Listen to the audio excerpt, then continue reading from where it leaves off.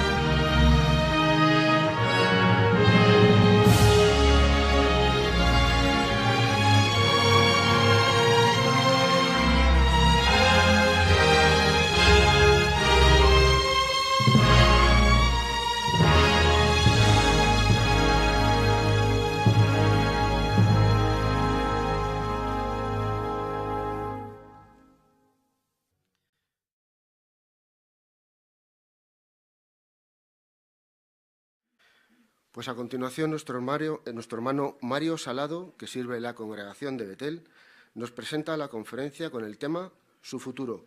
¿Cómo puede saberse, hermano?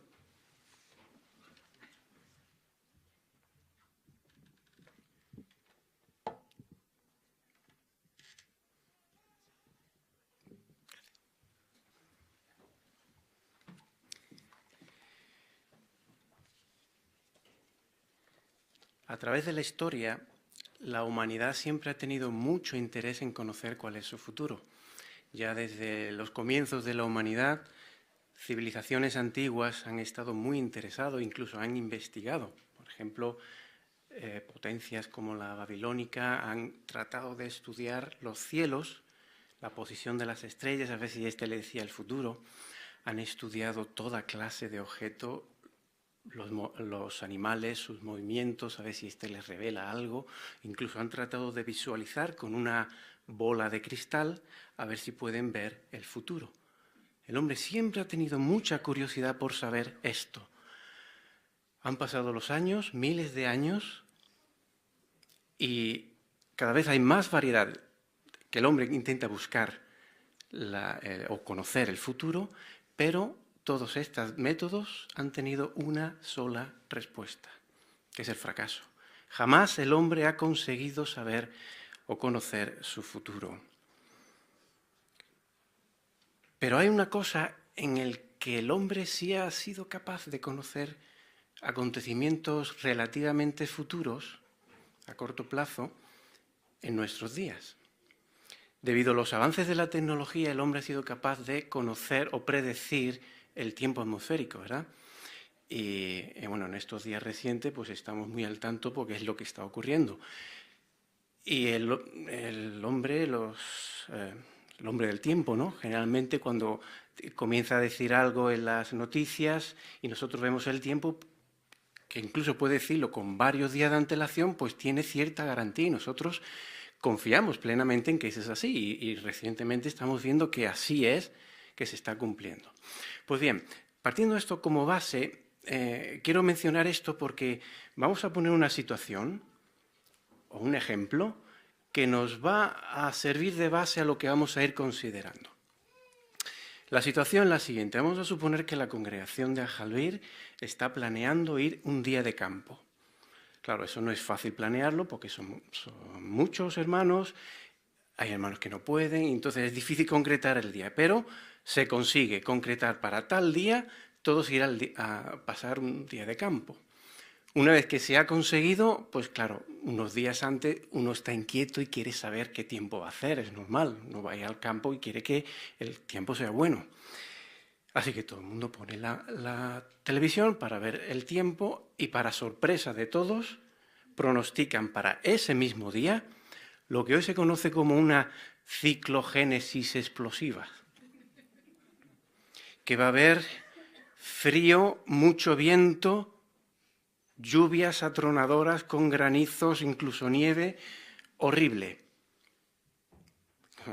Pocos días atrás lo hemos llegado a ver, situaciones en el norte del país. Pues justo en ese día en que nosotros hemos planeado, resulta que pronostican eso. Ahora, la pregunta es, ¿qué haremos? Con lo que cuesta planificar toda la congregación, una vez que lo conseguimos, no, nosotros vamos a ir aunque caigan chuzos de punta. ¿Decidimos eso o más bien decidimos, bueno, lo razonable es que si pronostican mal tiempo que cambiemos el día, así que entre todos pues tratamos de organizarnos para planificarlo durante otro día? Con esto quiero mostrar que si uno llega a conocer acontecimientos futuros, uno adapta sus actividades a lo que conoce. Pues bien, con relación a nuestro futuro, podemos saber lo que va a ocurrir en un futuro cercano. Claro, la pregunta que se va a plantear durante toda esta consideración es ¿qué estoy yo haciendo una vez que sepa cuál es mi futuro? ¿Estoy siguiendo con mis actividades cotidianas en este mundo o más bien adapto estas actividades a lo que ya sé del futuro? Pues eso es lo que vamos a ir considerando. Se puede conocer el futuro. Y conocemos que la Biblia es un libro de profecías, se le conoce, y hay centenares de profecías en el que muestran que Jehová es un Dios profético, que dice acontecimientos futuros y se cumple. Hay muchas que ya se han cumplido, otras quedan por cumplirse. Pero Dios nos dice que las profecías que Él dice, todas se van a cumplir. Acompañadme, por favor, lo que dice en Isaías, el capítulo 14.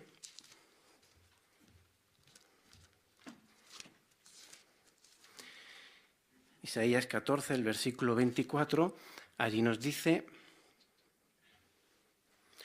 Jehová de los ejércitos ha jurado y dicho, de seguro tal como he calculado, así tiene que suceder. Y tal como he aconsejado, eso es lo que se realizará. Así Jehová nos dice que si yo digo algo, eso se va a cumplir.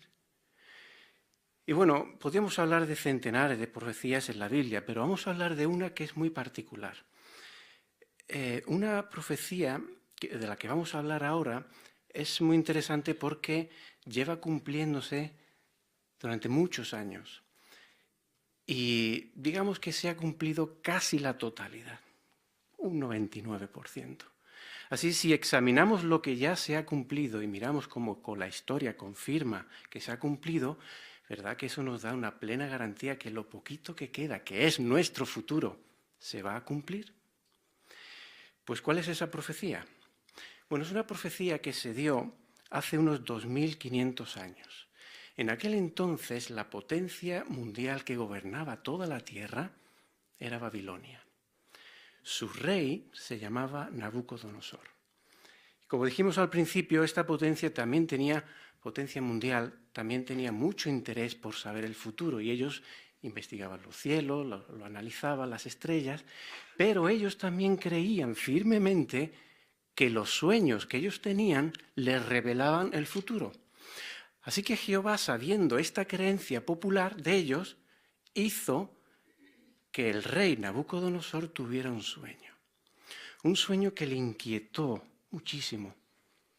Cuando él se despierta, estaba muy inquieto porque sabía que había tenido un sueño que le podía indicar su futuro, pero no se acordaba. Y si no se acordaba, mucho menos iba a saber la interpretación, qué futuro les iba a revelar. Así que él, como rey, pues manda acudir a la corte a todos los sabios, astrólogos, adivinos, gente importante del gobierno y funcionarios, para que entre todos ellos le pudieran indicar qué sueño había tenido. Así que podéis imaginar, incluso visualizar la escena. El rey muy inquieto, todos los sabios y de alto rango de la corte de Babilonia alrededor, y él le dice: quiero que me digáis qué sueño he tenido esta noche, es que no me acuerdo. ¿Os imagináis? Eso es imposible. Lo dijeron ellos. Vamos a concentrarnos en el capítulo 2 de Daniel. Vamos a leer bastantes pasajes de ahí, así podemos mantener el registro abierto aquí.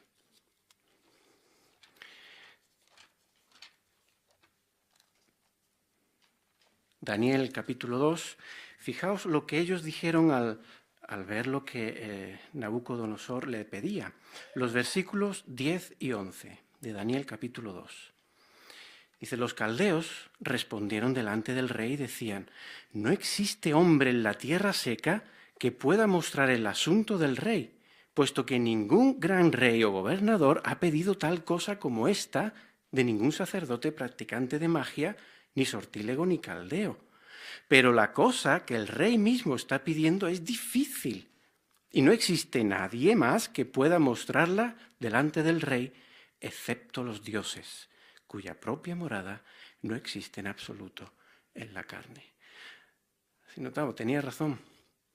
La cosa que pide es difícil y no existe nadie en la tierra con carne y hueso que sea capaz de hacerlo. Dice: eso pertenece a los dioses. En este caso a Dios, el único revelador de secretos. Claro, ahora le dice: mira, eso es imposible. Y ahora Nabucodonosor, ¿qué hace? Claro, no le complacen, pues se enfada. Se enfada y ahora manda matar absolutamente a todos. Todos los sabios, todos los astrólogos, los adivinos, fíjate, adivinos, y no fueron capaces. Y de entre todos ellos, habían algunos que trabajaban en el gobierno, la administración, que no eran adoradores de los dioses de Babilonia y al parecer no estuvieron presentes en ese momento, no fueron convocados. Entre ellos estaban los jóvenes, y uno de ellos concretamente llamado Daniel. El registro menciona que cuando el jefe de la corte real, de la guardia de Arioc, fue allí a su casa y le explicó el asunto, y mira, pues que el rey tiene un sueño, nadie es capaz de revelarlo y ha mandado decapitar a todos, incluido a ti. Entonces Daniel percibe que esto pudiera tener alguna intervención divina. Así que vemos en el versículo 15, Dice, respondía y decía a Arioc, el oficial de la corte, oficial del rey, ¿por qué razón hay orden tan dura de parte del rey? Entonces fue cuando Arioc hizo saber el asunto mismo a Daniel, de modo que Daniel mismo entró y pidió del rey que diera tiempo con el propósito específico de mostrar la interpretación misma al rey. Así que pidió tiempo para que Daniel pudiera tener ese sueño o solicitarle a Dios información sobre eso. Así Daniel en esa misma noche se fue a dormir. A la mañana siguiente se levantó, tuvo el sueño, pero no estuvo tan inquieto como lo estuvo Nabucodonosor, porque cuando se levantó se acordaba del sueño y conocía la interpretación, que era lo más importante. Y con razón más adelante, el versículo 20 describe, dando gracias a Jehová, que es el revelador de todos estos sueños, dice de qué iba el asunto. El 20 dice, Daniel respondía y decía que el nombre de Dios llega a ser bendito de tiempo indefinido, aún hasta tiempo indefinido, porque la sabiduría y el poderío, porque pertenecen a Él. Y Él cambia tiempos y sazones, remueve reyes y establece reyes, da sabiduría a los sabios y conocimiento a los que conocen el discernimiento. Así, daba gracias a Jehová porque le reveló algo que tenía que ver con mover reyes, quitar reyes, poner una nación y sustituir. Sucesión de potencias mundiales a través de la historia. Así que Daniel inmediatamente, junto con sus amigos, fueron ante el rey diciendo, mira, tenemos el sueño y la interpretación. Ahora podemos imaginar la escena. El rey con mucho interés en saber el sueño. En medio Daniel, dispuesto a hacerlo, y todo alrededor, los sabios, los astrólogos, adivinos, muy atentos, porque su vida dependía de lo que Daniel iba a decir. Así, ante tal silencio, Daniel comienza a describir el sueño. Y dice lo siguiente. Lo leemos, el sueño se registra en los versículos del 31 al 34. Tú, oh rey, estabas contemplando y mire, cierta imagen inmensa. Aquella imagen que era grande y cuyo resplandor era extraordinario, estaba de pie enfrente de ti, y su apariencia era pavorosa. En lo que respecta a aquella imagen, su cabeza era de buen oro, sus pechos y sus brazos eran de plata, su vientre y sus muslos eran de cobre, sus piernas eran de hierro, sus pies eran en parte de hierro y en parte de barro moldeado. Seguiste mirando hasta que una piedra fue cortada, no por manos, y dio contra la imagen en sus pies de hierro y de barro moldeado, y los trituró. En aquel tiempo el hierro, el barro moldeado, el cobre, la plata y el oro fueron todos juntos triturados y llegaron a ser como el tamo de la era del verano. Y el viento se los llevó, de modo que no se halló ningún rastro de ellos. Y en cuanto a la piedra que dio contra la imagen, llegó a ser una gran montaña y llenó toda la tierra. Debió ser impactante estar allí. Los que estaban alrededor escucharon el sueño, pero seguramente no se enteraron de nada. Pero Nabucodonosor sí, porque él sabía el sueño, solo que no se acordaba. Y conforme Daniel iría relatando, diría, es verdad, era ese el sueño. Tenía razón. Eso le iba a dar una credibilidad completa a la interpretación, que en realidad era lo que él quería. Y puesto que Daniel sabía que Nabucodonosor lo que quería era la interpretación, no el sueño, inmediatamente pasó a describirlo. Pero nosotros vamos a ir poco a poco y vamos a hacer una breve reseña de cómo la historia confirma esta realidad, cómo es historia en una profecía cumplida y confirmada por la historia. Y vamos a leer versículo a versículo. Es lo que él dice, el 36. Este es el sueño, y su interpretación la diremos delante del rey. Tú, oh rey, el rey de reyes, tú a quien el Dios del cielo ha dado el reino, la potencia y la fuerza y la dignidad, y en cuya mano ha dado, donde quiera que estén morando los hijos de la humanidad, las bestias del campo y las criaturas aladas de los cielos, y a quien él ha hecho gobernante sobre todos ellos, tú mismo eres la cabeza de oro. Él estaba diciendo que la imagen en realidad representaban gobernantes, y él, al ser el rey que dominaba toda la tierra en aquel entonces, era la de más valor, la cabeza. Le dijo, tú eres la cabeza. Pero claro, daba una serie de descripciones, el pecho, el vientre, los muslos, con diferentes metales, que eso daba a entender de que iba a haber más gobiernos. Por eso él inmediatamente en el 39, la parte A, dice, y después de ti se levantará otro reino inferior a ti. ¿A qué se refiere? Pues la historia confirma, y otras profecías de la Biblia confirman, otras profecías de Daniel, que el imperio de los medos y los persas consiguieron derribar y sustituir a esta potencia mundial. Incluso la Biblia habla de Ciro como aquel que llevaría a cabo esta labor. Pero lo estaba diciendo, eso es algo que iba a ocurrir y la historia lo ha confirmado. La parte B del 39 describe otro reino más y dice, y otro reino, uno tercero, de cobre, que gobernará sobre toda la tierra. Pues la historia también confirma que los griegos consiguieron derribar al gobierno medo-persa. Es lo que la historia llama las famosas guerras médicas, y después la última batalla en Gaugamela. Hay incluso películas que han hecho sobre esto, de cómo los griegos, encabezado con Alejandro Magno, dice que gobernaría toda la tierra. La historia confirma que eso se ha cumplido también.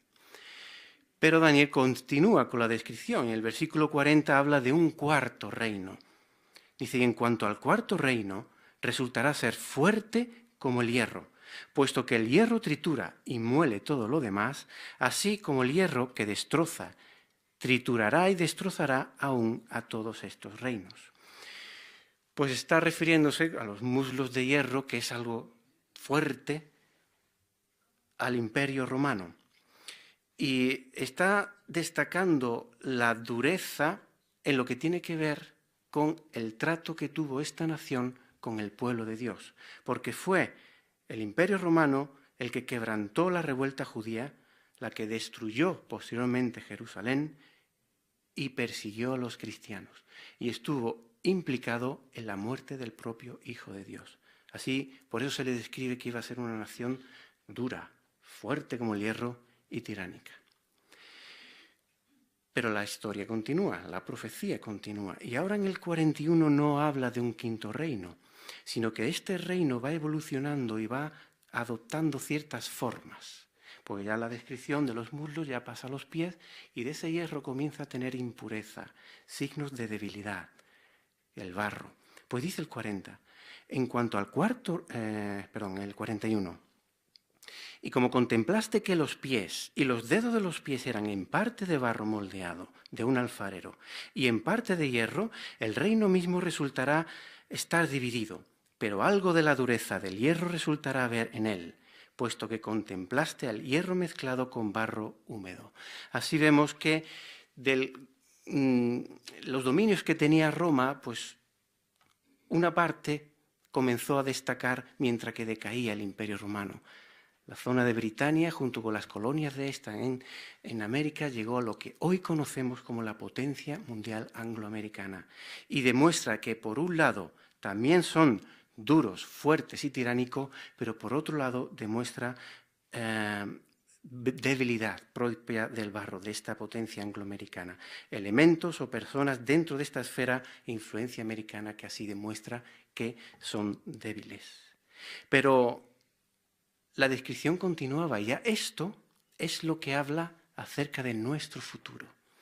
¿Qué dijo Daniel sobre nuestro futuro que ocurriría? Pues fijaos lo que dice el versículo 44. Y en los días de aquellos reyes, el Dios del cielo establecerá un reino que nunca será reducido a ruinas, y el reino mismo no será pasado a ningún otro pueblo. Triturará y pondrá fin a todos estos reinos, y él mismo subsistirá hasta tiempos indefinidos. Así que ese es nuestro futuro. Ya no va a haber otra potencia humana que controle toda la tierra. Esta es la última, porque nos dice que en aquellos días, Dios, esta vez, el reino de Dios, el reino mesiánico que él ha establecido, destruirá totalmente y eliminará todo vestigio de gobierno humano, porque dice que el viento se los llevó. Y ahora dice que esa piedra que fue cortada y que destruye la imagen comienza a crecer y llena toda la tierra. ¿Qué significa eso? Pues significa que el reino mesiánico de Dios, cuando se establezca aquí en la tierra, va a llenar de bendiciones toda la tierra. Y ese es nuestro futuro. ¿Cuáles son esas bendiciones? Pues ahora vamos a leer una serie de textos que identifican cuál va a ser estas bendiciones futuras o nuestro futuro. Salmo 145, 16. Esto es lo primero que va a hacer.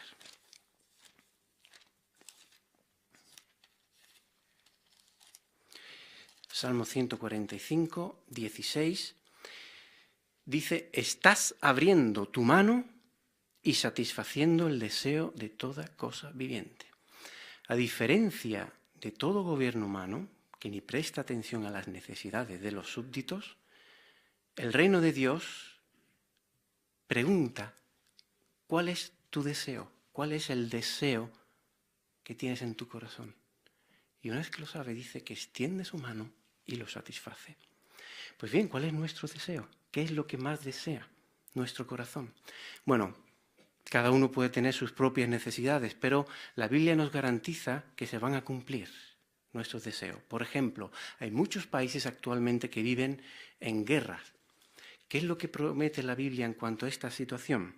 Pues en Isaías 14:7 nos da esta garantía. Isaías capítulo 14, versículo 7, dice, toda la tierra ha entrado en descanso, ha quedado libre de disturbio. La gente se ha puesto alegre con clamores gozosos. Así nos garantiza que toda la tierra va a estar en descanso, van a poder vivir en paz para siempre. Es más lógico pensar, porque no habrá ningún otro gobierno rival, solamente habrá un solo gobierno establecido en la tierra y nos da esa garantía. Pero ¿qué hay si nuestro anhelo en nuestro corazón es la enfermedad? Que nos sintamos enfermos, ya sea mental o cualquier dolencia física, o la vejez que nos causa tanta aflicción. Pues en el mismo registro de Isaías, en el capítulo 35, Jehová extiende la mano y satisface el deseo de todos aquellos que se encuentran afligidos por la enfermedad o la vejez. Capítulo 35, los versículos 5 y 6 dice, en aquel tiempo, que es nuestro futuro, los ojos de los ciegos serán abiertos y los oídos mismos de los sordos serán destapados. En aquel tiempo el cojo trepará justamente como lo hace el ciervo y la lengua del mudo clamará con alegría, pues en el desierto habrán brotado aguas y torrentes en las llanuras desérticas. Nos garantiza que viviremos libres de toda enfermedad. Incluso la vejez. En Job, es muy interesante, que no lo vamos a leer, Job 33, 25, da una expresión muy interesante, pues dice que su carne se haga más fresca que en la juventud. Más fresca que en la juventud. ¿Se puede ser más joven que un joven? Lo veremos. De momento no lo sabemos, pero nos garantiza, seremos más jóvenes que los jóvenes. Qué maravilloso futuro, ¿verdad? Pero ¿qué hay de aquellos que ya en el pasado vivieron y están ahora muertos? Pues también prometen que podemos ver nuestros seres queridos. Jesús, cuando estuvo aquí en la tierra, dijo, no se maravillen, porque llega la hora en que todos los que están en las tumbas oirán la voz y saldrán. Y cuando Jesús dijo, no se maravillen, es porque es para maravillarse. Es una maravilla, desde el punto de vista humano, ver muertos resucitar. Pero para Dios no. Por eso Jesús dijo, no os maravilléis, porque para Dios es posible. Lo ha prometido y lo va a hacer. Este es nuestro futuro. Lo que hemos visto hasta ahora es como si estuviéramos en un tren. Es nuestro tren de vida que nos va hacia un destino. Pero lo que hemos visto ahora es visualizar por la ventana un hermoso paisaje, que es nuestro futuro. Lo estamos viendo y estamos disfrutando, pero el tren sigue hacia un destino. La pregunta es, ¿qué vamos a hacer nosotros? ¿Seguimos con nuestro tren de vida hacia el destino que nos lleva en este mundo? ¿O más bien queremos disfrutar de lo que hemos visualizado ahora? Si es así, entonces en la próxima parada nos bajaríamos para disfrutar de estar allí. Por eso es la pregunta que dijimos al principio. ¿Qué vamos a hacer? Si nuestra vida, nuestras actividades nos lleva a una dirección que no tiene nada que ver con lo que ahora sabemos con respecto a nuestro futuro, ¿estamos dispuestos a adaptar nuestro tren de vida y a condicionarlo a lo que ahora sabemos? Esta es una decisión personal de cada uno, pero lo que sí sabemos es que el futuro se puede saber, se sabe y va a ser maravilloso para cada uno de nosotros.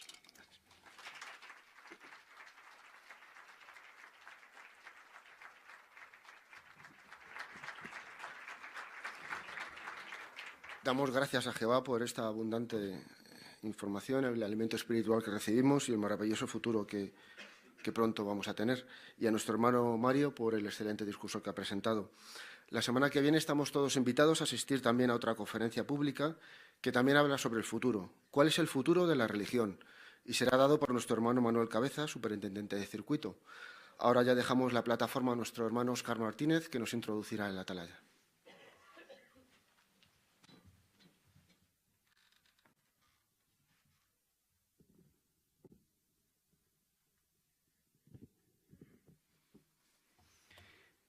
Bienvenidos a la segunda parte de nuestra reunión del fin de semana. Después de haber escuchado un excelente discurso, estamos listos para estudiar la palabra de Dios con la ayuda de la revista La Atalaya, que es de lo que va la siguiente parte de la reunión. Si podéis cambiar de posición, una canción sirve como transición y alaba a Jehová. Es la canción número 151, que tiene el tema Jehová los llamará, basada en Job 14, 13 al 15. Canción 151.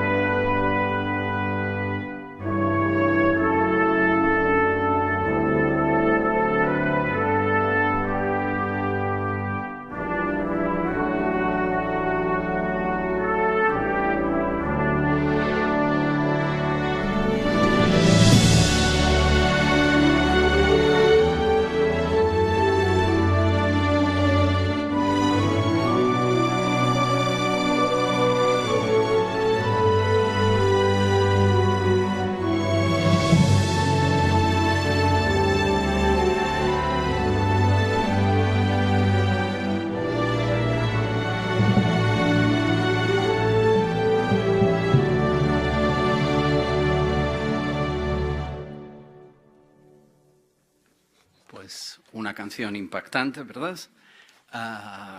Abordamos el análisis del segundo artículo de la edición de estudio de la Atalaya, diciembre 2017.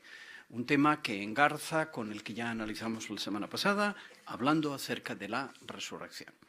Como decíamos la semana pasada, tanto el artículo del sábado anterior como este tienen la idea de fortalecer nuestra esperanza en la resurrección, dando buenos argumentos para que la tengamos más clara si cabe.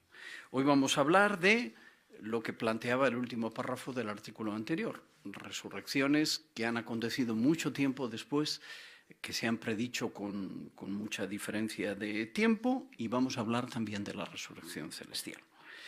3 preguntas al final resumirán las ideas. Las tenemos en la página 8.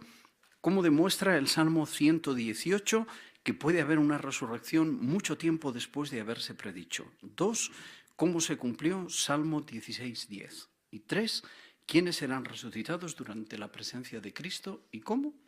Y todo esto bajo el tema, las palabras de Pablo a los personajes de los que hablaremos después, reflejados ahí: tengo esperanza en cuanto a Dios. Esperanza que estos mismos también abrigan de que va a haber una resurrección. Texto temático, 1 Corintios 15:45. El último Adán, Jesús, llegó a ser un espíritu dador de vida. Pues con estas declaraciones de introducción estamos listos para abordar el artículo. Gracias de antemano por vuestras expresiones de fe, por vuestros comentarios.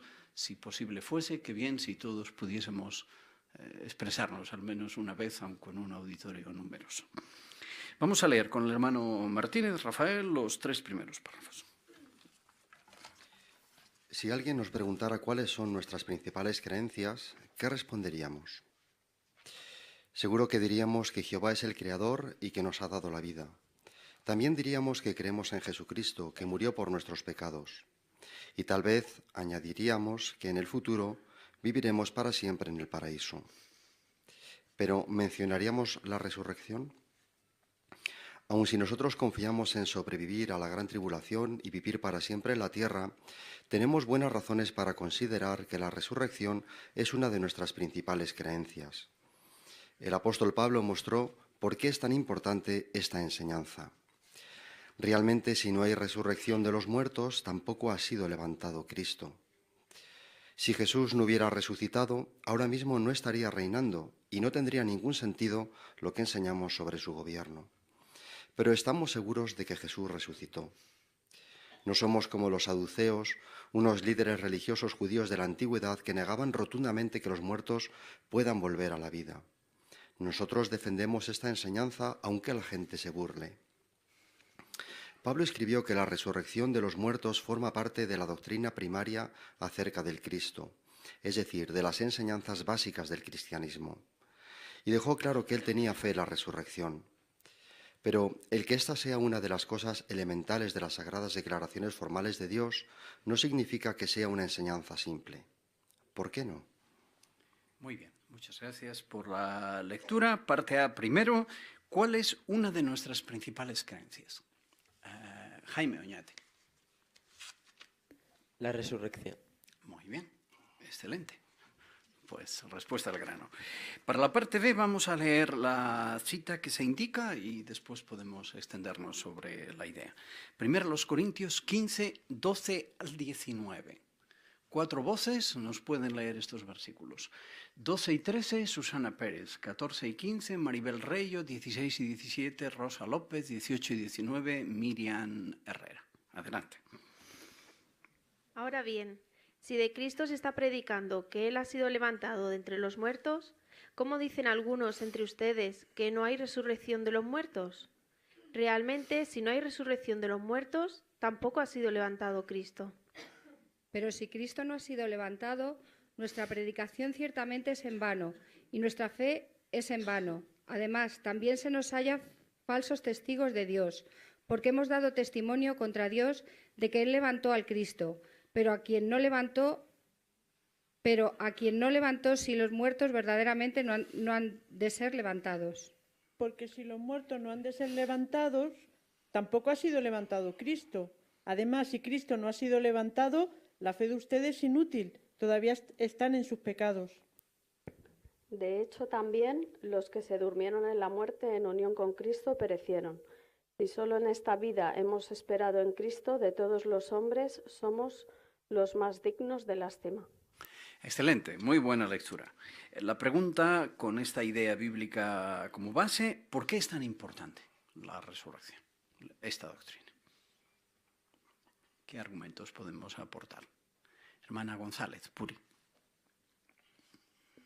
Pues es importante porque es la base de toda nuestra creencia. Si, como mencionan los textos que han leído, si no creemos en que Cristo ha sido resucitado, no creemos en la resurrección, de nada sirve todo lo que hagamos, porque la base es esa. ¿Qué esperanza tenemos si no va a haber resurrección? ¿Y qué esperanza tienen también los que han muerto si no había resurrección? Entonces, no tendría base la Biblia. Es verdad. Hermano Conde, Pablo. Claro, y como razona el apóstol Pablo, si no hay resurrección, tampoco ha sido levantado Cristo. Claro, si Cristo no hubiera sido levantado, ahora mismo no estaría reinando y no tendría ningún sentido el que predicásemos las buenas nuevas del reino. Pero si Cristo ha sido levantado, todo esto tiene mucho sentido. Desde luego. Hermana Reño, Sandra. Y es muy difícil que la gente pueda creer esto, pero aunque la gente no lo crea, nosotros tenemos que defender esta enseñanza y sobre todo hacer igual que Pablo, ¿no? Tener fe en la resurrección. De hecho, en el libro de Hechos 17:32 menciona que muchos se burlaban de esto, pero sin embargo algunos atenienses se hicieron creyentes, ¿no? Como menciona el versículo 34, entre ellos Dioniso, el juez del Areópago, y una mujer llamada Damaris. Muy bien.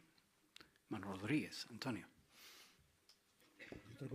Otra cosa muy interesante e importante, como dice el versículo 15 del texto que hemos leído, si no es verdad que Cristo ha resucitado, estamos levantando un falso testimonio contra Jehová, porque estamos diciendo que Jehová lo levantó, lo resucitó, y si no es verdad, nosotros estamos diciendo esto, como dice aquí muy bien, estamos dando testimonio o falso testimonio contra Jehová, porque le estamos diciendo algo que no hizo. Es verdad. Hermana Mari Carmen. Muy serio. Pero el hecho de que esta doctrina sea una de las cosas elementales de las sagradas declaraciones formales de Dios no significa que sea una enseñanza simple, porque como decía el apóstol Pablo en Hebreos 5:12, en realidad hay que pasar adelante a la madurez y no seguir enseñando desde el principio las cosas elementales de las declaraciones de Dios. Así que lo que vamos a estudiar ahora nos ayuda para entender esto mejor. Es verdad. Manu Fonseca, Fernando. Y todos sabemos que el propósito de Jesús cuando vino a la tierra ha sido de reconciliarnos con Dios, acercarnos a Él. Y entonces Él ha dejado bien claro, nos ha enseñado cómo eso sería en el futuro, que llegaremos a esa posición. Entonces, si no tuviéramos esa esperanza, entonces no tendría ningún sentido, porque mientras estuvo en la tierra no lo hizo, entonces lo tiene pendiente para un futuro. Gracias. Hermana María. Así que nosotros tenemos que seguir pues, en nuestra predicación como cristianos, tenemos que enseñar que hay una resurrección y que ha habido una resurrección, aunque la gente se burle de nosotros. Tenemos que decirlo. Muy bien. Y eso nos conecta con la ilustración, ¿verdad? Que podemos ver y comentar al hilo de lo que comentaba la hermana María. ¿Qué transmite esta ilustración de lo que tenemos que hacer con la esperanza de la resurrección que tenemos? ¿Quiénes son los personajes que aparecen ahí? ¿Quién se atreve a identificarlos? Están en las citas, ¿verdad? Si hemos buscado en las publicaciones. Hermana Díaz, Angelines. Pues vienen en Hechos 24 y 25. Es el gobernador Félix con Drusila, su esposa, que era judía, y fue cuando Pablo le dijo que hablara y Pablo defendió delante de él pues esto, que la resurrección, que Cristo había resucitado y que la resurrección era real. Muy bien. ¿Qué tipo de auditorio tenía Pablo delante, al hilo de lo que comentábamos, de que no siempre el auditorio tal vez sea especialmente receptivo ni espiritual. Hermano Alonso, Pablo. El semblante de Félix lo dice todo, ¿no? O sea, no menciona, o sea, está mirando a otro sitio y no dando crédito a lo que el apóstol Pablo le está diciendo. O sea, para él esto que Pablo estaba diciendo, en primer lugar no lo creía y tampoco veía la necesidad de escucharle atentamente. Así parece. ¿Y su esposa? En la misma línea de lo que el hermano Alonso ha comentado, ¿verdad? Hermana Alonso, Esperanza. Sin embargo, el semblante de la esposa se ve que es diferente. Ella le está mirando como diciendo, uy, madre mía, lo que está diciendo, qué importante es. O sea, ella parece ser que la estaba llamando la atención porque era un tema importante, el tema de la resurrección. Así que esto nos muestra la necesidad que tenemos nosotros de creer, que lo aceptamos totalmente, como la Biblia habla de una resurrección que va a ser real. Así va a ser. Pues como explica el libro Perspicacia, ambos personajes eran personajes con una conducta absolutamente terrible, personas inmorales, que hicieron muchas cosas mal, pero Pablo les habló de la esperanza de la resurrección. Lo que ellos optasen por hacer después era asunto que ellos mismos tendrían que decidir. Un buen ejemplo para nosotros. Leemos y comentamos el 4. Cuando comenzamos a estudiar la Biblia, leemos sobre las resurrecciones del pasado, como la de Lázaro. Aprendemos que Abraham, Job y Daniel estaban seguros de que los muertos volverán a la vida en el futuro. Pero alguien podría preguntar, ¿siguen siendo válidas las promesas sobre la resurrección aunque hayan pasado años o incluso siglos desde que se hicieron? Además, ¿de veras indica la Biblia cuándo tendrá lugar la resurrección? Las respuestas fortalecerán nuestra fe. Por tanto, veamos lo que dice las Santas Escrituras. ¿Qué preguntas podrían hacerse sobre la resurrección? A Nacho Aguilar, una. ¿Siguen siendo válidas las promesas sobre la resurrección aunque hayan pasado años o incluso siglos desde que se hicieron? Muy bien. Mano de Lucas. Y otra es si indica la Biblia cuándo tendrá lugar la resurrección. Excelente. Pues por ahí va a ir nuestro artículo. Mano tercero, Emilio. Por eso, si tenemos en cuenta lo que analizamos la semana pasada, de cómo siervos de la antigüedad estaban convencidos que en un futuro habría una resurrección, y teniendo en cuenta la respuesta que encontramos en la Biblia, la respuesta a las preguntas que se han formulado van a fortalecer nuestra fe. Así es. Sí, hemos visto en este subtítulo que la resurrección, ¿qué tipo de doctrina es? ¿Es una doctrina accesoria, un detallito de la verdad? ¿Mana de Lucas? Es la base de nuestra fe cristiana. Muy bien. Una doctrina absolutamente clave, que no simple, no carente de elementos profundos, y de eso vamos a hablar ahora. Siguiente subtítulo, una resurrección predicha siglos antes de suceder. Una idea central del artículo. Leemos con Rafael el 5. Quizás no nos cuesta imaginarnos que alguien pueda resucitar poco después de morir. Pero, ¿es confiable la promesa de una resurrección hecha años o incluso siglos antes de suceder? ¿Podemos confiar en ella sin importar que la persona lleve muerta poco o mucho tiempo? En realidad, todos creemos en una resurrección que se produjo cientos de años después de prometerse. ¿Cuál es? ¿Y qué relación tiene con nuestra esperanza de una resurrección futura? Gracias. ¿De qué vamos a hablar primero? Pregunta el párrafo 5.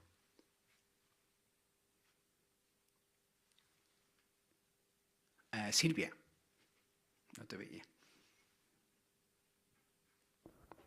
¿Es confiable la promesa de una resurrección hecha años o incluso siglos antes de suceder? Pues esa es una pregunta interesante. ¿Y de qué vamos a hablar? ¿Es cierto lo que decía Silvia? ¿Existe eso o no? Mana Fonseca, Mariví. Sí, la pregunta que ha hecho Silvia está muy bien pensada, porque es lógico pensarlo, porque imaginarse que una persona que acaba de morir resucita puede quizás ser más fácil. pero realmente todos estamos creyendo ahora mismo, todos los que estamos aquí creemos en una resurrección que se cumplió muchos cientos de años después de haberse prometido. Así es. Hermana Montemayor, Nuri. Y aunque para nosotros esto pueda ser claro, recordemos que hay muchas personas en la cristiandad que cuando les predicamos y hablamos de la resurrección, aunque crean, pero dicen, bueno, pero eso era antes, eso ya ahora es diferente, ya Dios ya no resucita a nadie. Es decir, que ese concepto existe. Así es. Pues vamos a ver buenos argumentos. Mano Díaz, Carlos.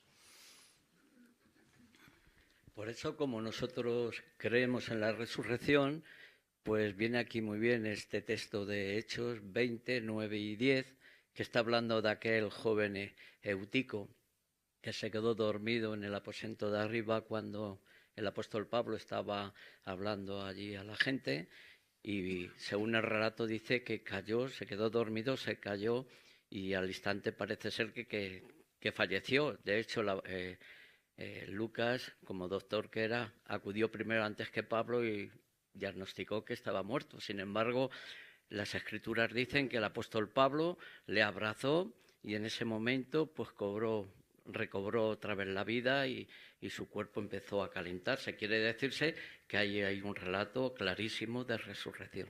Muy bien. Con el matiz, en este caso, como la de Lázaro, que fueron resurrecciones automáticas, que ocurrieron justo cuando la persona acababa de morir. Pues lo que vamos a considerar en los próximos párrafos aborda otro enfoque. ¿Cómo será posible que personas que llevan siglos muertas puedan volver otra vez de nuevo a la vida?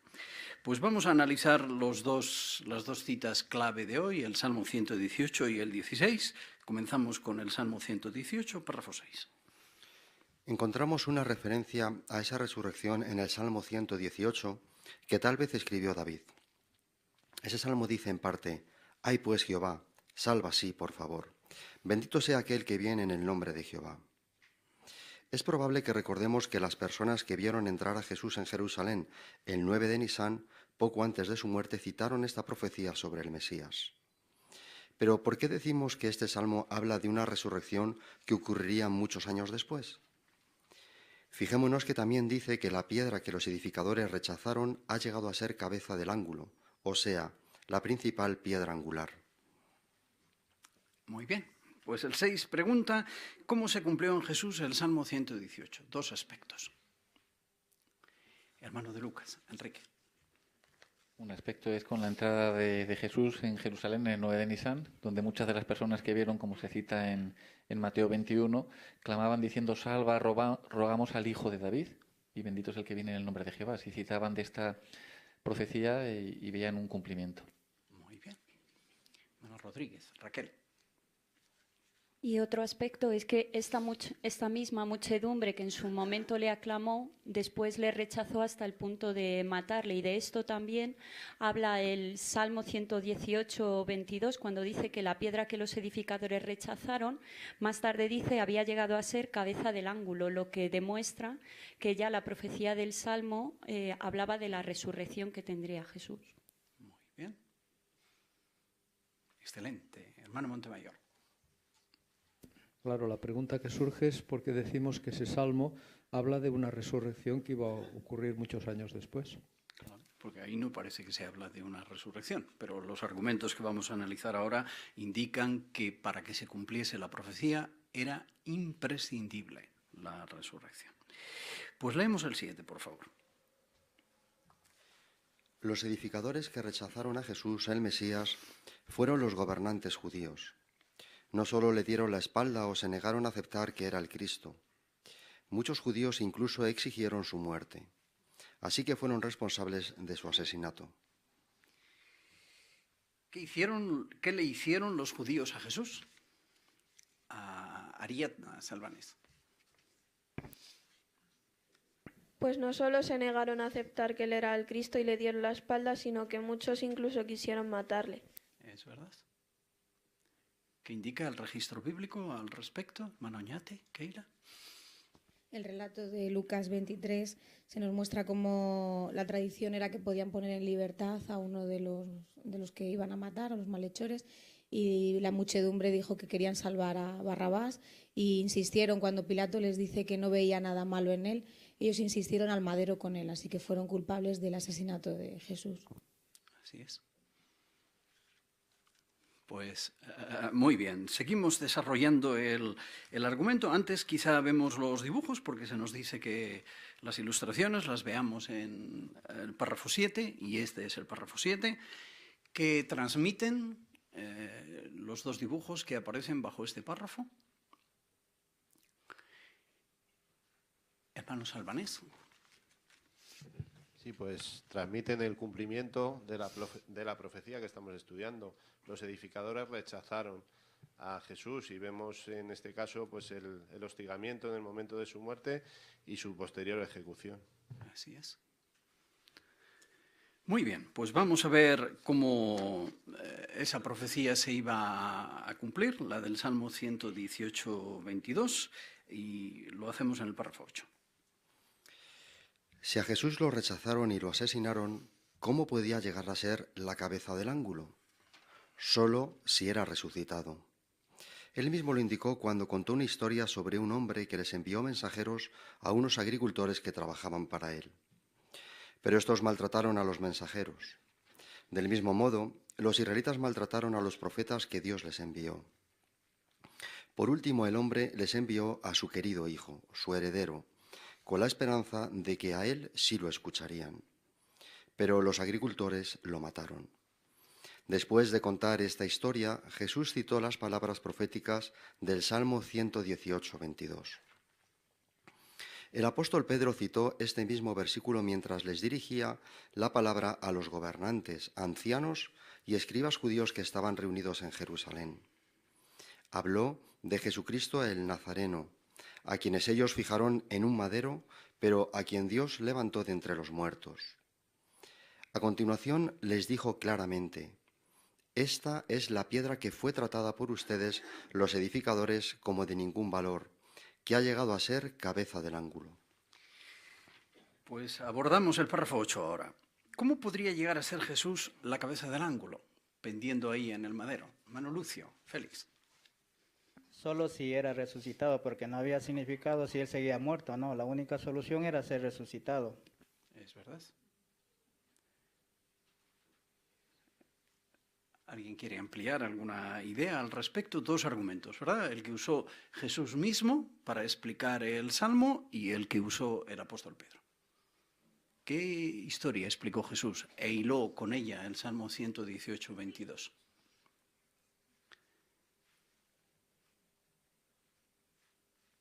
Hermano Ramón, Sergio. Sí, Jesús habló de un hombre que envía mensajeros a unos agricultores que trabajan para él, pero estos agricultores maltratan a estos mensajeros y más tarde envía a su hijo, a su heredero, y estos agricultores lo matan. Entonces esto Jesús explicó que eran estos mismos israelitas que maltrataron a profetas que habían sido enviados con anterioridad a Jesús y posteriormente estos israelitas mismos se encargaron de dar muerte a Jesús. Y Jesús, después de decir estas palabras, citó de Salmo 118, dejando claro que estas palabras eran proféticas. Excelente. Y para la doble confirmación, hermano Renuevo, Juan Manuel. Pues la que da el apóstol Pedro, él en 1 de Pedro capítulo 2, del 5 al 7, habla de la casa espiritual. Entonces utiliza esa comparación, ¿no? Habla de que ellos también, los miembros de la congregación cristiana, son piedra de esa casa. Claro, en una edificación no todas las piedras tienen la misma importancia. Hay piedras que pueden ser más prescindibles, ¿no? Pero Jesús dice Pedro dice que rechazaron precisamente la piedra más importante. En una edificación hay dos piedras muy importantes, que es la piedra angular de fundamento, la que está en la base, en un ángulo, en una esquina, y la cabeza del ángulo, la que remata la estructura arriba, ¿no? Bueno, pues fueron tan cortos de vista aquellos edificadores que rechazaron justamente la más importante, que era Cristo. Es verdad. El dibujo que se nos dice que analicemos bajo este párrafo, o el siguiente, en este ya, que transmite de la condición de Jesús en el medio, pendiendo en un madero, muerto o a punto de morir. ¿Qué cambio se indica? Hermana Martínez, Fanny. Como Jesucristo fue resucitado, ascendió al cielo y ya sabemos que está gobernando desde 1914 en el cielo, pues cambió la situación. esa profecía de que cientos de años antes se predijo de que él sería esa parte principal en la edificación, pues ya vemos que se ha cumplido, que resucitó y está en el cielo. Así es. Así hemos visto que esta profecía avala la idea de la resurrección porque habla de una piedra angular rechazada, tirada, como de ningún valor. La persona ha muerto, es decir, se ha acabado todo. ¿Cómo conectamos esta profecía con la resurrección?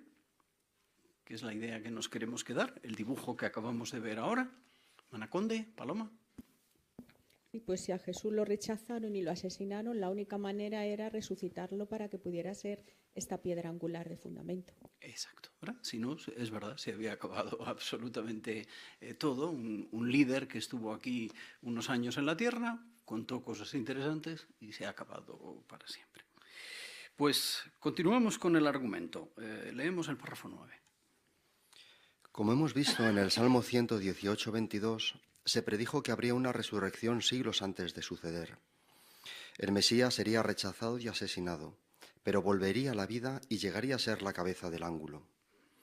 Después de resucitar, el Hijo de Dios se convirtió en el único medio para salvarnos, porque no hay otro nombre debajo del cielo que se haya dado entre los hombres mediante el cual tengamos que ser salvos. Muy bien. ¿Qué suceso extraordinario se predijo en el Salmo 118, 22? Párrafo 9. Hermana Morata, Mercedes.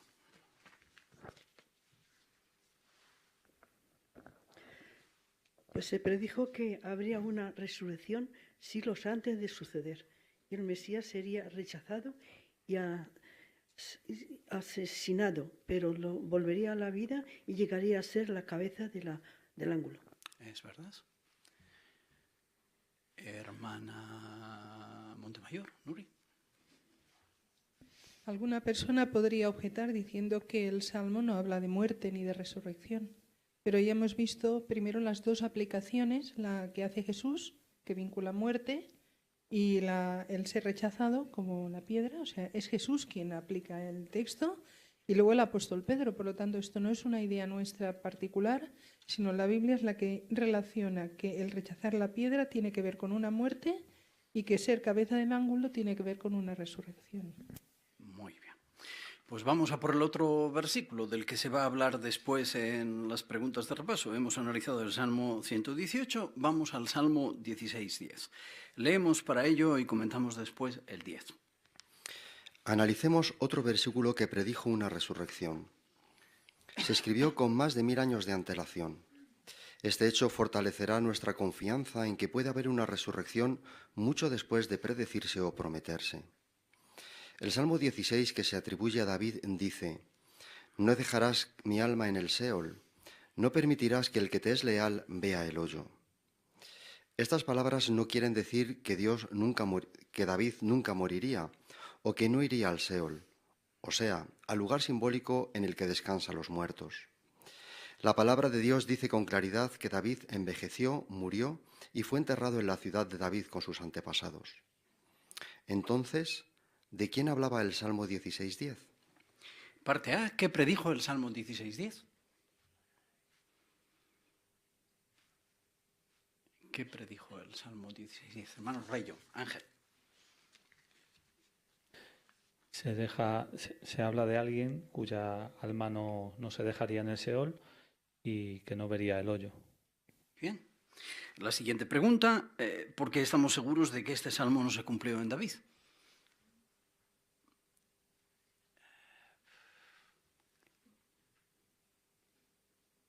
Hermana Perea. Porque en la Biblia dice claramente que David envejeció y murió. Muy bien. Así que fue al Seol. Mano Rodríguez. Claro, la profecía del Salmo dice que no permanecería en la muerte, o sea, en el hoyo. Así que y David sí permaneció en el hoyo. Así que no aplica a él. Eso es. Y ahí está todavía, ¿verdad? En el hoyo permanece esperando una resurrección. Pues vamos a desgranar la aplicación de esta profecía con los argumentos que aparecen en el libro de Hechos. Párrafo 11, por favor. Más de 1000 años después de que David escribiera estas palabras, el apóstol Pedro reveló a quién se referían. Habían pasado unas semanas de la muerte y la resurrección de Jesús, cuando el apóstol les dirigió un discurso sobre el Salmo 16:10 a miles de judíos y prosélitos. Les dijo algo que quienes lo escuchaban sabían bien, que David había muerto y había sido enterrado. Y luego añadió que David vio de antemano y habló respecto a la resurrección del futuro Mesías. Según el relato, nadie contradijo esta afirmación. Hechos 2, 29 al 32. Leemos 29 y 30 a la hermana Sarai y Claudia 30 y 32.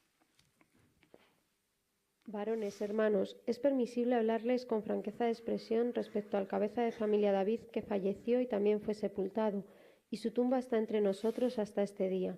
Por lo tanto, porque era profeta y sabía que Dios le había jurado con juramento que sentaría a uno del futuro de sus lomos sobre su trono.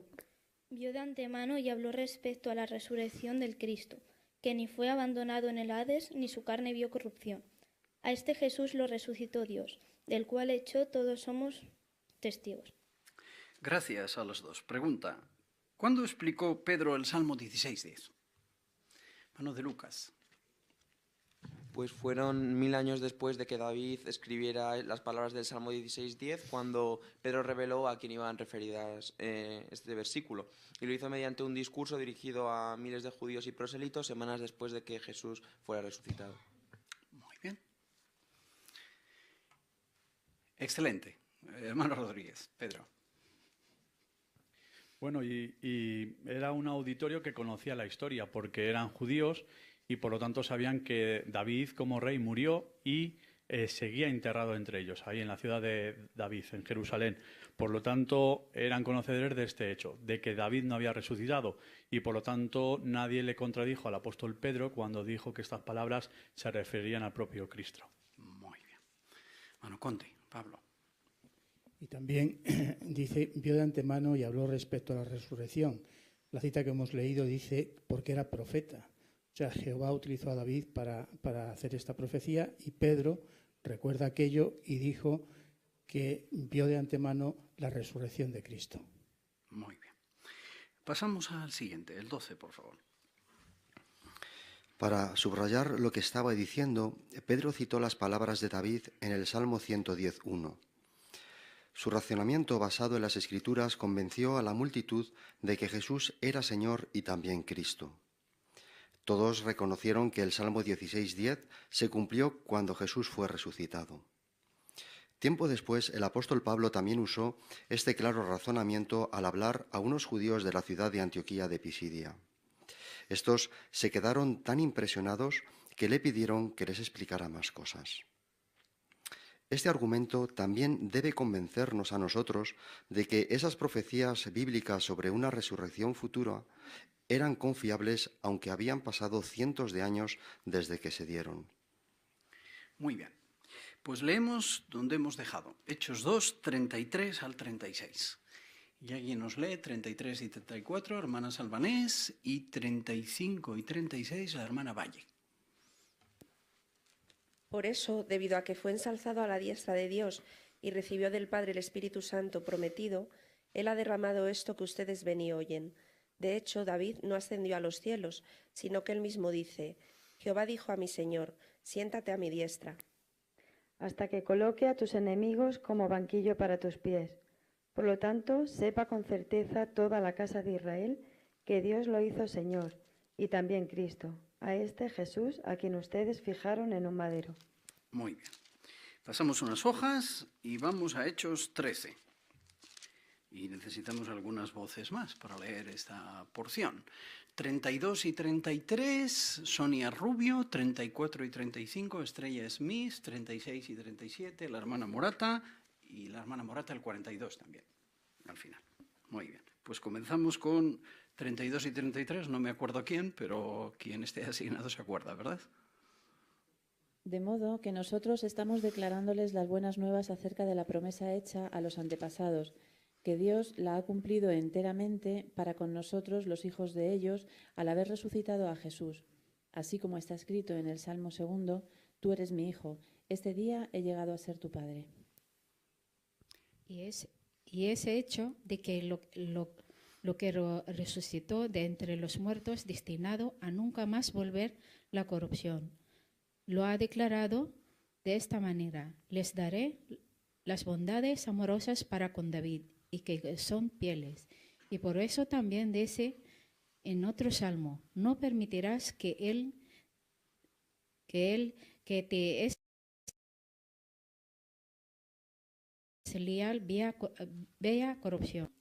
Porque David, por una parte, sirvió según la voluntad expresa de Dios en su propia generación y se durmió en la muerte, y fue puesto con sus antepasados y sí, vio corrupción. Por otra parte, aquel a quien Dios levantó no vio corrupción. Ahora bien, cuando ellos iban saliendo, la gente se puso a suplicar que se les hablara de estos asuntos el sábado siguiente. Muy bien. Nadie puede negar que estamos estudiando la Biblia. Leemos un montón de versículos de ella. Pues doble argumentación de nuevo aquí. ¿De qué modo se cumplió el Salmo 16:10? Es la pregunta en la parte. ¿Cuándo se cumplió? Domingo. El Salmo 16:10 se cumplió cuando Jesús fue resucitado. Muy bien. ¿Cómo argumentan Pedro y Pablo al respecto? En línea con esta declaración que acabo de hacer muy bien Domingo.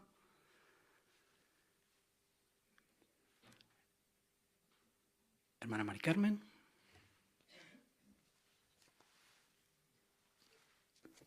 Porque el apóstol Pedro, cuando cita en Hechos 2, 33 al 36, habla bien claro de que David no ascendió al cielo, sino que él mismo dijo: Jehová le dijo a mi Señor, siéntate a mi diestra hasta que coloque a tus enemigos como banquillo para tus pies. Así que deja muy claro en el versículo 36 que es a Cristo, a Jesús, a quien Dios le hizo Señor, a quien ellos habían fijado en el madero. Así es. Hermana Martínez, Fanny. Y dice claramente que David sí vio la corrupción, sí se quedó en el volvió al polvo de nuevo, pero sin embargo Jesucristo no. Jehová al tercer día lo resucitó, de manera que su cuerpo físico, por así decirlo, no llegó a corromperse. Parte B. ¿Qué confirma este cumplimiento sobre la promesa de la resurrección? Hermana Pérez. Debe convencernos a nosotros de que esas profecías bíblicas sobre una resurrección futura pues eran confiables, aunque habían pasado cientos de años desde que se dieron. Exactamente, y eso es lo que está logrando. Así hemos visto el subtítulo: una resurrección predicha siglos antes de suceder. ¿Quién era el implicado en dicha resurrección que se dio en avance mucho tiempo? Hermana Fonseca, Mariví. Jesucristo. Muy bien, excelente.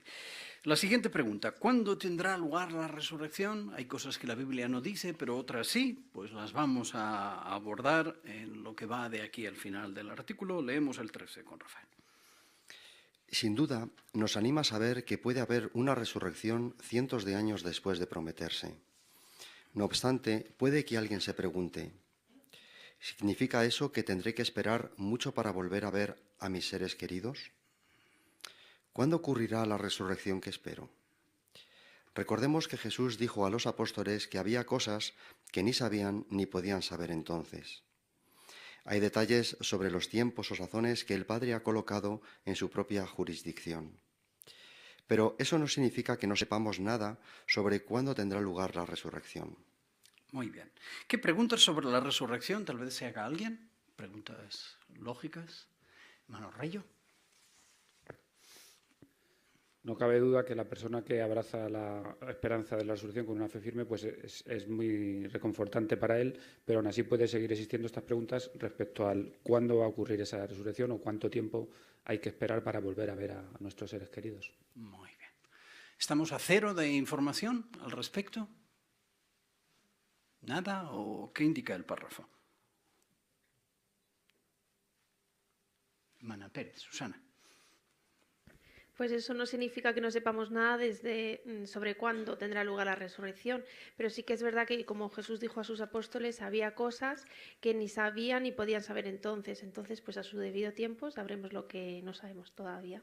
Excelente. Pues vamos a ver lo que sí podemos saber, porque la palabra de Dios nos dice. Leemos el 14. Recordar las resurrecciones que predice la Biblia nos ayudará a entender esto. Desde luego, la resurrección más importante es la de Jesús. Si no fuera por ella, ninguno de nosotros tendría esperanzas de volver a ver a sus seres queridos. Las personas que resucitaron antes que él, como por ejemplo en tiempos de Elías y Eliseo, no vivieron para siempre. Volvieron a morir, sus cuerpos fueron enterrados y se convirtieron en polvo.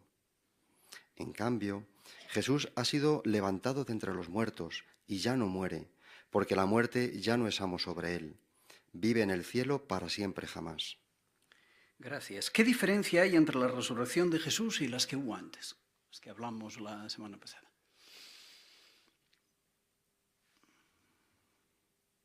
Hermana Bonachela, Yolanda.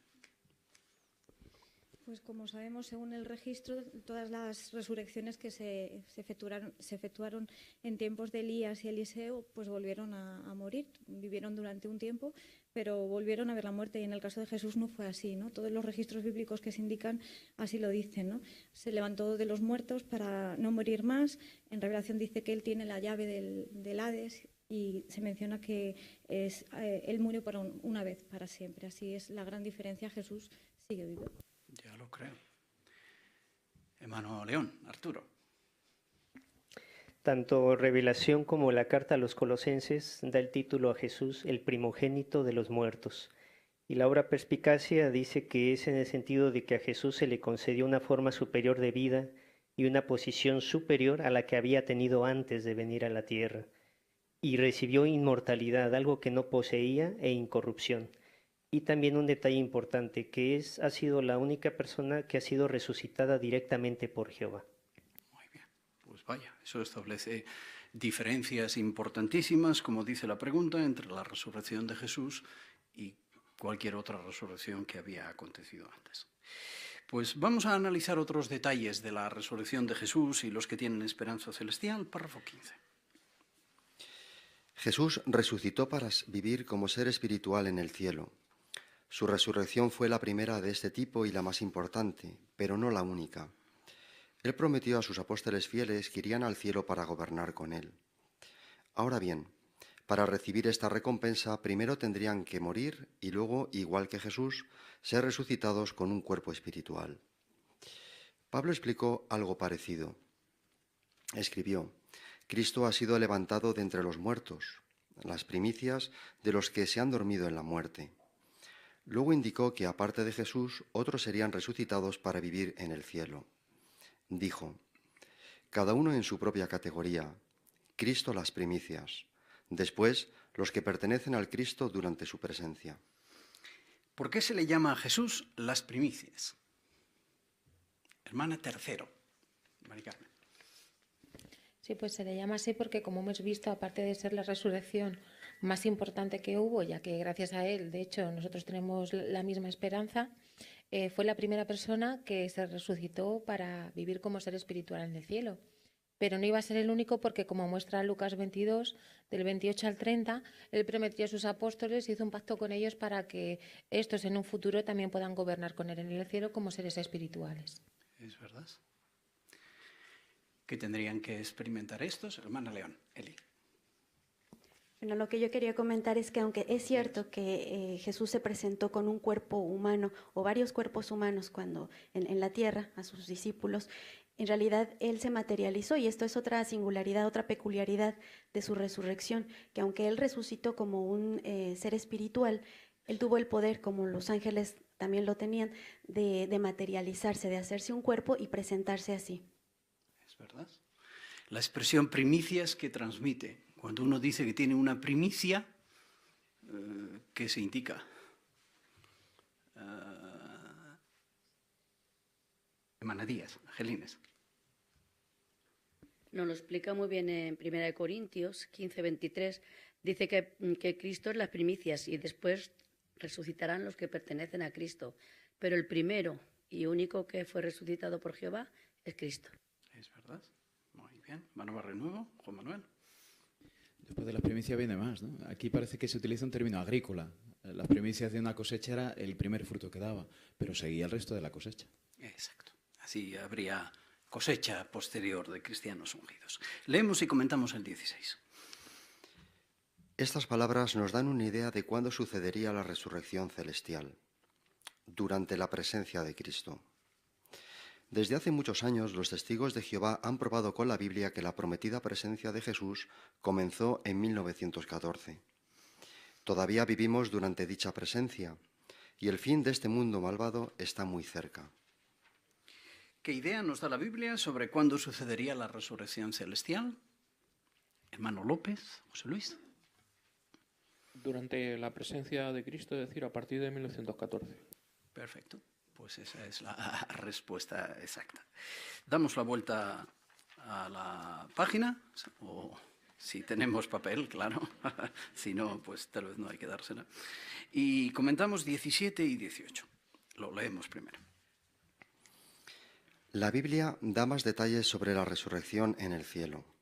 Dice: no queremos que estén en ignorancia respecto a los que están durmiendo en la muerte, porque si nuestra fe es que Jesús murió y volvió a levantarse, así también a los que se han dormido en la muerte mediante Jesús, Dios los traerá con él.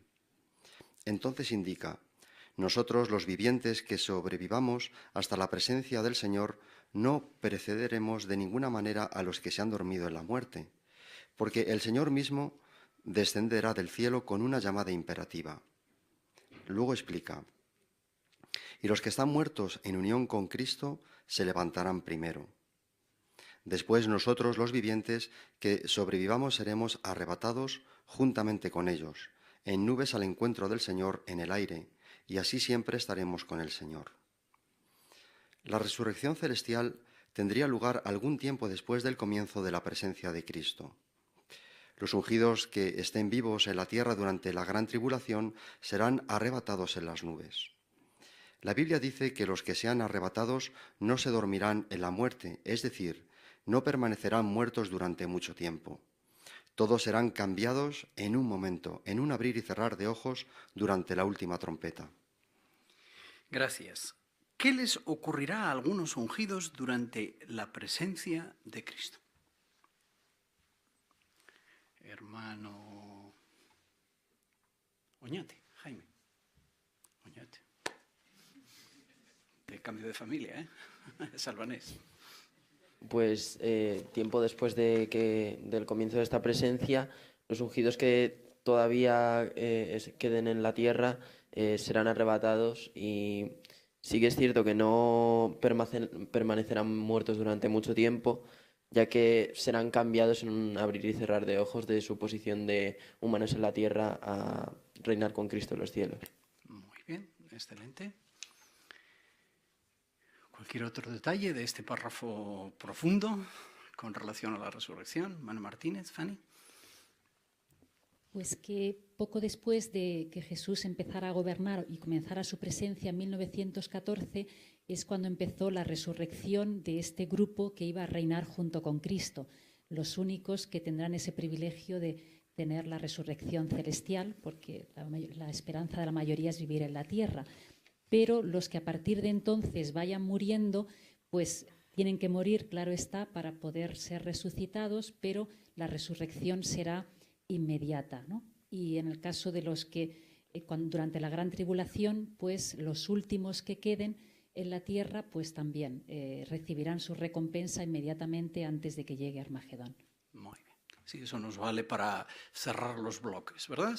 Todos los que han estado en las tumbas, ungidos, muertos desde el primer siglo, pues poco después de la presencia de Cristo fueron resucitados al cielo. Después de esa resurrección, los ungidos que han ido muriendo, pues automáticamente, como dice Revelación, las cosas que hicieron van junto con ellos y van con Cristo al cielo. Y después queda este tercer grupo que, como dijo la atalaya, justo antes de que comience la gran tribulación, Jehová dará su aprobación final a los ungidos representados por los dos primeros esclavos. Está hablando de una parábola. En ese momento recibirán el sellado final. Entonces, antes de Armagedón, Jesús les dará su recompensa celestial. Serán resucitados y llevados al cielo. Así podemos entender la secuencia, ¿verdad? Mano León, Arturo. Y esto es diferente de lo que la cristiandad enseña como un rapto. Esa expresión no se utiliza porque las iglesias enseñan que las personas serán llevadas al cielo con sus cuerpos físicos. Eso no será el caso de los cristianos ungidos. Cuando ellos resuciten en un abrir y cerrar de ojos, serán ya personas inmortales en los cielos.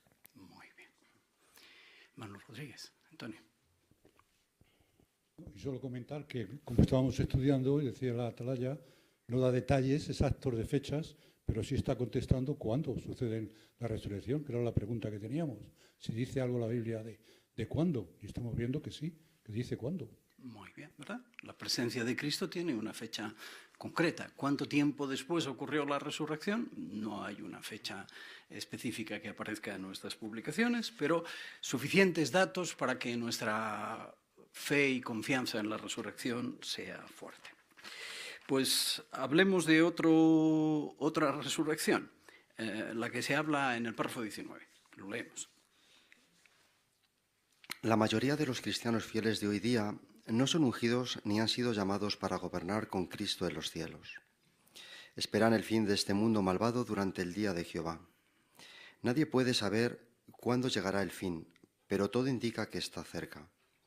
Después habrá una resurrección diferente. Millones de personas resucitarán y vivirán en el paraíso en la tierra. Tendrán la esperanza de ser perfectos y no volver a morir jamás. Será sin duda una resurrección mejor que la de quienes resucitaron en el pasado, pero volvieron a morir. Así es. ¿Qué resurrección mejor habrá en el futuro? ¿Mejor que alguna otra? Hermana González, Carol. Sí, será una resurrección aquí en la tierra, en un paraíso, la vida en un paraíso, y con la esperanza de convertirse en seres perfectos y no volver a morir jamás. Vaya, eso mejora las resurrecciones del pasado. Mano Reyo. Sí, la diferencia la marca que estas, las que esperamos, serán permanentes, o existe la posibilidad de que sean permanentes, y aquellas pasadas no podían serlo. Así es. Pues algunas preguntas que surgen con relación a la resurrección. 20, por favor. La Biblia dice que en el cielo resucitarán cada uno en su propia categoría, es decir, siguiendo su orden debido. Por lo tanto, podemos confiar en que la resurrección en la tierra también seguirá un orden. Esto podría hacernos preguntar, ¿cuándo resucitarán los que murieron en nuestros días? ¿Será poco después de comenzar el reinado de 1000 años de Cristo para que los reciban sus familiares y amigos? ¿Y los hombres fieles del pasado que fueron buenos líderes? ¿Estarán entre los primeros resucitados para ayudar a organizar a los siervos de Dios? ¿Y qué hay de las personas que no sirvieron a Jehová? ¿Cuándo y dónde volverán a la vida? Hay muchas cosas que podríamos preguntar, pero ahora mismo no es necesario preocuparse por este tipo de asuntos. Es mejor esperar y ver. Sin duda será emocionante ser testigos de cómo actúa Jehová. Muy bien. Quizá antes de hacer la pregunta, ¿qué preguntas muy interesantes se plantean con relación a la resurrección? Que son muy válidas, pero son preguntas. Una de ellas, Alan. ¿Cuándo resucitarán los que murieron en nuestros días? Muy bien. Y al hilo de esta se desencadenan otras, ¿verdad? Que están muy, muy bien. Que haya respuesta o no, ya veremos a ver. Hermano Morata. Pues se habla de hombres fieles que fueron buenos líderes. Si resucitarán antes para organizar al pueblo de Jehová en la tierra. Vaya, muy bien. Una buena pregunta. Nunca mejor dicho. Hermano de Lucas, al final. También sobre la pregunta que ha hecho Alan, si esta resurrección va a ser poco después de comenzar el reino de Jesús para que le puedan recibir sus familiares y amigos. Vaya, muy bien. Manaconde. Sí, en cuanto a las personas que no sirvieron a Jehová, ¿cuándo y dónde van a volver a la vida? Porque se habla de injustos también. Es verdad, qué interesante las preguntas. Bueno, la pregunta del párrafo es, ¿por qué podemos confiar en que la resurrección venidera ocurrirá de manera ordenada? Hermana Liliana Cardona. En Primera de Corintios 15:23 se menciona que cada uno en su propia categoría, Cristo las primicias, después los que pertenecen al Cristo durante su presencia. Así que vemos que lo que hacemos que hacer es confiar en que la resurrección en la tierra también irá a seguir su propio orden. Excelente. Hermana Echeverry, Margarita. Por eso que, como dice al final del párrafo, en vez de quizás pensar mucho o preocuparnos en cómo va a ocurrir esto, lo mejor va a ser dejarnos sorprender por Jehová en ese tiempo, porque estamos seguros de que Él lo va a hacer de la mejor forma y va a hacerlo de una forma en que todos estemos felices. Excelente. Muy bien. Pues no hay que preocuparse de estar allí para dar la bienvenida, ¿verdad? Pero como muy bien dijo Margarita, Jehová tiene la capacidad de sorprendernos. En algunas de estas preguntas parece que algunos contestaríamos, yo creo que sí, que debe ser así. Pero quizá cuando veamos cómo lo hace Jehová pensamos, vaya torpe que era yo. Esto es 1000 veces más práctico y más interesante que nuestro limitado punto de vista. ¿Será ordenada? Ordenadísima será la resurrección, faltaría más. Párrafo de cierre, por favor. Mientras tanto, debemos fortalecer nuestra fe en Jehová. Él nos aseguró mediante Jesús que resucitará a quienes están en su memoria. Jesús dio una prueba más de que Dios puede resucitar a los muertos al decir que para Él, Abraham, Isaac y Jacob están vivos. Así pues, tenemos razones de sobra para decir, igual que Pablo, tengo esperanza en cuanto a Dios de que va a haber resurrección. Excelente. Muchas gracias, hermano Martínez, por tu estupenda lectura. Y nos queda esta pregunta por hacer. ¿Qué esperanza tenemos, como Pablo? Hermana Victoria. Pues, mientras tanto, nosotros debemos fortalecer nuestra fe sabiendo que Jesús nos aseguró que resucitará a quienes están en su memoria. Entonces, Él dice que para Él Abraham, Isaac y Jacob estaban vivos. Entonces, tenemos muchas razones para decir que tenemos esperanza de que va a haber una resurrección. Vaya que sí. Y lo que hemos analizado hoy y la semana pasada refuerza esa esperanza. Pues, hermano Alonso, tenías a mano. Tenemos la certeza, tenemos la promesa de Jehová de que los muertos van a ser resucitados. No menciona por nombres. Quiere decirse que eso, si nos tocara fallecer antes de que viniera el nuevo orden, deberíamos de ganarnos ese privilegio y esa bendición de Jehová. Por eso es que debemos de estar conscientes de la necesidad que tenemos de saber más acerca de Jehová y cumplir con sus propósitos dentro de nuestras posibilidades. Muy bien, muy cierto. Hermana Rodríguez, Raquel. Y también porque, como dice Lucas, Jehová es un Dios de vivos, no es de muertos. Por lo tanto, para Jehová, los que para nosotros han muerto, para Él están vivos y los devolverá a la vida. Eso es. Solo falta el detalle de volverlos otra vez de nuevo a la vida que Él puede y quiere llevar a cabo. Vamos al inicio del artículo. Ahí hay 3 preguntas que queremos contestar ahora. Muy bien, con tan buenos comentarios de vuestra parte. 1. ¿Cómo demuestra el Salmo 118 que puede haber una resurrección mucho tiempo después de haberse predicho? Hermano Salvanés. Sí, vemos que esta profecía se cumple en Jesús. Dice que la piedra que los edificadores rechazaron ha llegado a ser cabeza del ángulo. Y vemos cómo los judíos rechazaron a Jesús, llegaron a matarlo. Sin embargo, Jesús en el 1914 fue entronizado y por lo tanto era necesario que se efectuara esta resurrección. Muy bien. Manuel Rodríguez. Como se dice en la Atalaya, y es así, esta profecía se escribió 1000 años antes, aproximadamente, del suceso de la resurrección. Vaya. 1000 años. Y se cumplió con absoluta precisión. Otra profecía, Salmo 16:10. ¿Qué dice primero el Salmo 16:10? ¿Qué dice el Salmo 16:10? Hermana de Lucas, Teresa. Porque no dejarás mi alma en el Seol, no permitirás que el que te es leal vea el hoyo. Muy bien. ¿Y cómo se cumplió este salmo? ¿Cuándo y en quién se cumplió?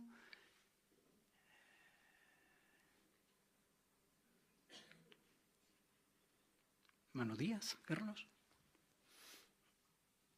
En Jesucristo. Muy bien, excelente. ¿Y qué proceso predicho por el Salmo se llevó a cabo de manera rigurosa, hermana González, Carol? Sí, fue cuando resucitó, porque no quedó permanentemente en el Seol o el Hades, la tumba, y tampoco permitió que viera la corrupción, es que su cuerpo se descompusiera. Perfecto. Y como habéis comentado muy bien, la resurrección de Jesús es la pieza angular de la idea de la resurrección. Es el argumento de Pablo en 1 Corintios 15, y además es la resurrección más complicada que ha ocurrido, porque leemos muchas veces que devolver a una persona a la vida supone que la persona vuelva con todo lo que tenía en su mente, sus capacidades. ¿Y qué tenía Jesús? Millones de años con su Padre en los cielos, vivencias. Todo eso el Padre lo tuvo que recuperar después de que murió y subirlo arriba a los cielos para tener vida inmortal. 3. ¿Quiénes serán resucitados durante la presencia de Cristo y cómo? Eso está fresco. Hermana Oñate, Keila. Pues hemos visto que los ungidos que estén vivos durante la gran tribulación morirán, pero no van a permanecer muertos mucho tiempo. Serán arrebatados o cambiados en un momento, en abrir y cerrar de ojos. Y esto será al final de la gran tribulación, justo antes de Armagedón, para que puedan luchar con Jesús. Exactamente, ese es el argumento, para pelear con el Cordero. Excelente, pues muchísimas gracias a todos. Hemos escuchado muy buenos comentarios durante estas 2 semanas que han permitido pues lo que la página 2 dice, que el analizar esto fortalezca nuestra esperanza en la resurrección. Hemos visto todo tipo de resurrecciones, casi instantáneas o justo cuando la persona murió, Eutico, pocos días, como Lázaro, etcétera, y también una resurrección predicha con siglos de antelación que se cumplió. La idea es que para Jehová resucitar a las personas es lo que Él desea y le da igual si la persona ha muerto hace 10 minutos o hace 1500 años. Puede devolverlos perfectamente de nuevo a la vida. Y lo que el esclavo ha dicho en los últimos años, la esperanza de la resurrección es una esperanza a la que hay que aferrarnos porque nos hace falta. O la vamos a necesitar porque perdamos la vida nosotros, que no deseamos evidentemente, pero pudiera ocurrir, o porque la pierda alguien a quien queremos. Segurísimo que eso va a ocurrir, así que habrá que agarrarse a la esperanza y que ésta sea sólida. Pues damos gracias a Jehová por haber tenido una reunión de fin de semana con muchas cosas buenas en el discurso y también analizando el artículo. Cerramos la reunión dando gracias a Jehová por ello, alabándole con una canción y una oración. La canción, si podéis cambiar de postura, excelente, pues lo hacéis. La canción a entonar juntos es la número 147. Dios nos promete la vida eterna, basada en el Salmo 37, 29. Y después el hermano Jaime Oñate nos representa en oración. Canción 147.